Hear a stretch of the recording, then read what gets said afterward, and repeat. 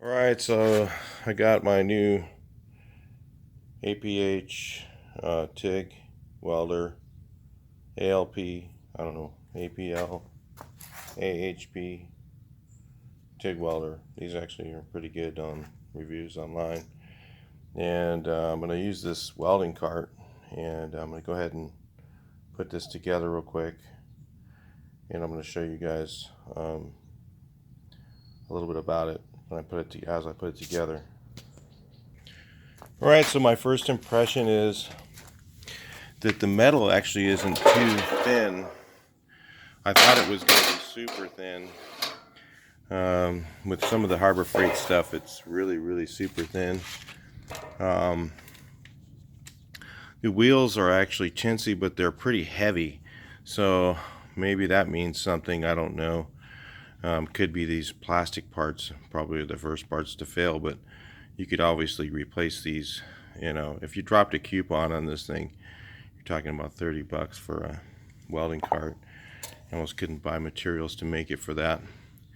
So the wheels are heavy, like they have rubber on them. They're not all plastic. And see, rubber. And it has like these frame rail pieces that are probably 16 gauge, pretty thick steel, 18 gauge maybe, because they're bent. And then a solid axle, so it doesn't have a hollow axle. It's got a solid axle, well mounted to the frame here. Looks like you got a couple decent spot welds on there. But you know, I figured for the price I could try and design my own and make it real quick. But for what I pay for this thing, I mean, heck, you know, I couldn't even paint the thing for 30 bucks. So let me give this thing a shot. We'll get it together, take a look at it. I'm going to suggest you guys always read the instructions whenever you do one of these things, because if you do the wrong step first, you might find yourself taking it back apart. So it's much easier just to look at the instructions real quick and check it out. Well, amazingly enough, it says to put the wheels on first, so I guess I'll do that. Step one. Alright, so I got the wheels put on, and it did say to put this side from this side. It's actually easier if you flip it upside down, just so you know. Put the screws in that direction, it says on there. It also says to put washers on both sides of the back wheels, and they did give me an extra one, an extra cotter key, and then put the cotter keys on. Right, so next it shows to put these. Now it says right and left on them, but basically it's with the holes in the front. It's easy to get the right and left wrong, because which way is right and which way is left, which way you're facing the thing, you know, right? So just the holes in the front. Well, they forego putting all the visual instructions in from here, but it says to put the metal shelf in. I suppose that's what that is. So learn from my mistakes, and let's see how this goes. Next thing it says to do is put these on. Again, like I said, we'll see how it goes, so watch the whole video, and at the end we'll see if they made any mistakes. It says to put them on just like that. So next in the instructions it says to put this back panel on, but make sure you leave these loose, because it can flop up and down, so you can get these to line up, and then tighten everything down after it's on. So if you look at the chains, there's a hole here and then the slot below. That's the direction the back panel goes on. So keep that in mind. You're going to have the 4 holes up at the top and only the 2 holes and 1 in the middle at the bottom. Well, I guess there's a bolt that goes in there. Anyway, yeah. So then it says after that to put the chains on. Whether you need to do that or not, I don't know. And it says to put the top on, so make sure you leave everything a little loose before you tighten up everything. It makes it a lot easier. Alright, so pretty much got it all tightened up. I could put the screw in the middle and the bottom. I don't even know if it really is necessary, because I mean, it could make it a little bit more square. Maybe I'll throw it in there. It won't take a second. Alright, so yeah, that'll do it for the assembly on this thing. It actually seems like it's pretty sturdy. They do have the ground's not very square that I'm on. They do have a really heavy duty one if you had a big shop to put it in. But in all honesty, I think it's just too bulky. I mean, if you had a big place to put it, it looks like super heavy duty. But to me, it would just be a waste of space. So a couple things I'm going to try myself, and I'll show you, because maybe you're in the same boat. I have a crappy plasma cutter. I've yet to try it on 220, so can't really do a review on it yet. But I'll tell you, there's the AHP flat plasma cutter that looks pretty good. That one actually has probably better than the one I have.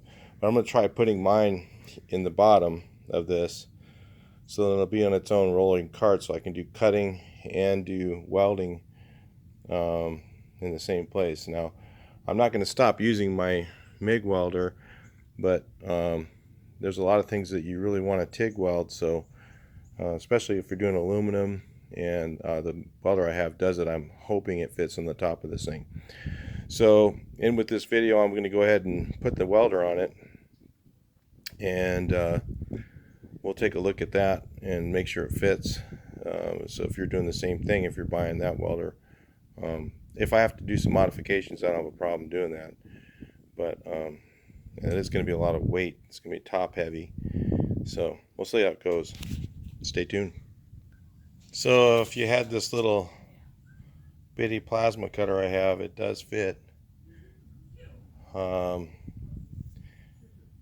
issue I have with it right now, and like I said, I haven't tried it on 220 yet, but it doesn't like to cut through anything unless it's raw steel.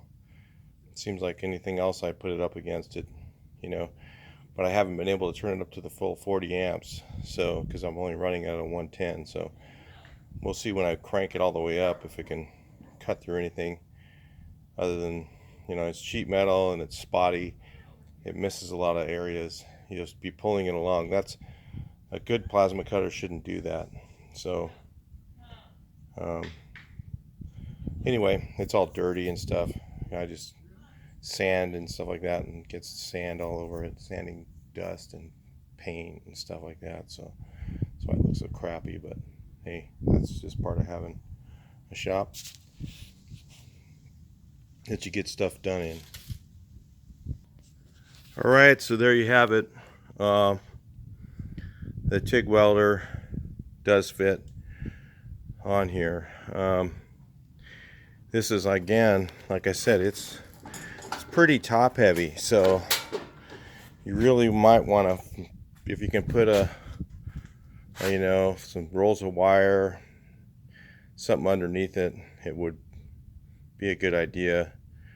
Or in my case, it's pretty lightweight, but that little plasma cutter. Then what I'm going to do is I'm going to actually put some more reels on it, so they'll have the plasma cutter reel on one side or something, and then to roll out my hoses, little hooks, whatever. Or maybe I'll make the ones that are there bigger or something, and I'll modify it to put both machines on there, because right now I've just had it on this junky cart, and it's a pain, and this thing rolls a lot better and gets into more places. So yeah, it's big on there. Look how big that thing is on there. But especially when I put the gas bottle on, the weight of the gas bottle, which I haven't got one yet, so can't really do a review on the HP welder yet. But I'm gonna tell you guys what I think on that. There's so many guys that have, so there's a lot of good reviews on that welder, and it's pretty inexpensive. It's like the least expensive decent AC DC, because I'm going to be doing aluminum, so I need something that I can use to do aluminum. and I don't want to change from back and forth to spool and then go back and forth on the other welder, because that just takes a lot of time. So I just wanted, you know, a separate machine to do some aluminum. Then I can do like fine welding, do some stainless steel, not have to keep switching out wire, you know. So that's why I got the TIG. Plus it just does a better job. So anyway, but that's the welder on the stand, and it doesn't feel too top heavy though, just so you know. I mean, it is a little bit rickety because it is so heavy. It is so big, but it feels like it would work. So it feels pretty, you know, sturdy enough that it'll work. So if you're looking at that same thing, you can always throw a couple pieces of angle on there and strengthen it up. Maybe that'll work out for you. But in my case, I think it's gonna work out just fine. It's gonna take up a lot less space than the bigger ones. Talk to you in the next video. Please like, share, and subscribe.